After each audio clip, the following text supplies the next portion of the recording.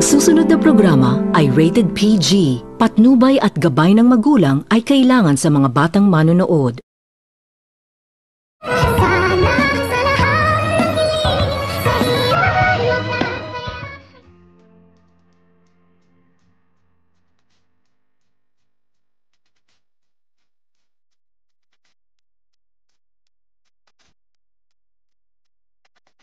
Gulat na naman din itong si Giselle nang kanyang makikita ang kanyang kapatid na itong si Ubing. Nakausap nito ni Ubing itong si Lynette na umiiyak sa kadahilanan na labis-labis naman din itong nag-alala itong si Giselle na baka sinaktan umano nito ni Ubing itong si Lynette. At dito agad naman din itong nilapitan ni Giselle itong dalawa, at nang malapitan na nito ni Giselle ay agad naman itong sinumbatan ni Giselle ang kanyang kapatid na itong si Ubing kung bakit umano nito sinasaktan ni Ubing itong si Lynette. At dito agad naman din itong hinipo ni Giselle itong si Lynette kung sinasaktan ba umano ito ng kanyang kapatid, at patawarin umano nito ni Lynette ang kanyang kapatid dahil hindi umano nito alam ang kanyang mga ginagawa na pananakit kay Lynette sa kadahilanan na hindi naman din ito napigilan ni Lynette ang kanyang sarili at napahagulhol ito lalo sa mga pinagsasabi ni Giselle. At dito agad naman din itong nag-alala itong si Giselle at pinagalitan nito ni Giselle ang kanyang kapatid kung ano umano ang ginagawa nito ni Ubing kay Lynette. At maya-maya pa ay nagsalita na itong si Ubing at sinabihan nito ni Ubing na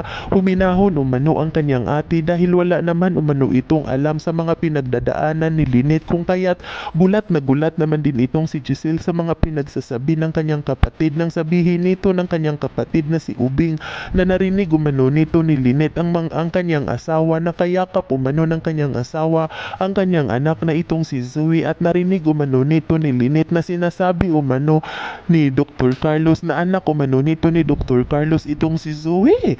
Sa kadahilanan na agad naman din itong nakapagsalita itong si Giselle at tinanong nito ni Giselle itong si Lynette na sagutin umano nito ni Lynette kung saan umano nito nalalaman ni Lynette na anak ni Dr. Carlos itong si Zoe. At dito lalo naman din itong napahagulol itong si Lynette at maya-maya pa ay naging mahinahon na ito, at agad na nitong sinabi ni Lynette kay Giselle na pagkatapos umano nitong bisitahin ni Lynette itong si Moira, nang pagkalabas umano nito ni Lynette ay nadatnan umano nito ni Lynette itong si Dr. Carlos, nakayakap umano nito ni Dr. Carlos itong si Zoe, kung kaya't bigla umano itong kinabahan itong si Lynette at ang buong akala umano nito ni Lynette ay kabit umano ng kanyang asawa itong si Zoe. Ngunit ipinangilabot umano nito ni Lynette ang kanyang naririnig nang magsalita itong si Dr. Carlos kay Zoe. Tawag umano itong malungkot dahil nasa kulungan lang naman umano ang kanyang mami at hindi naman umano ito mawawala. Hindi naman din umano nito pababayaan ni Dr. Carlos itong si Zoe dahil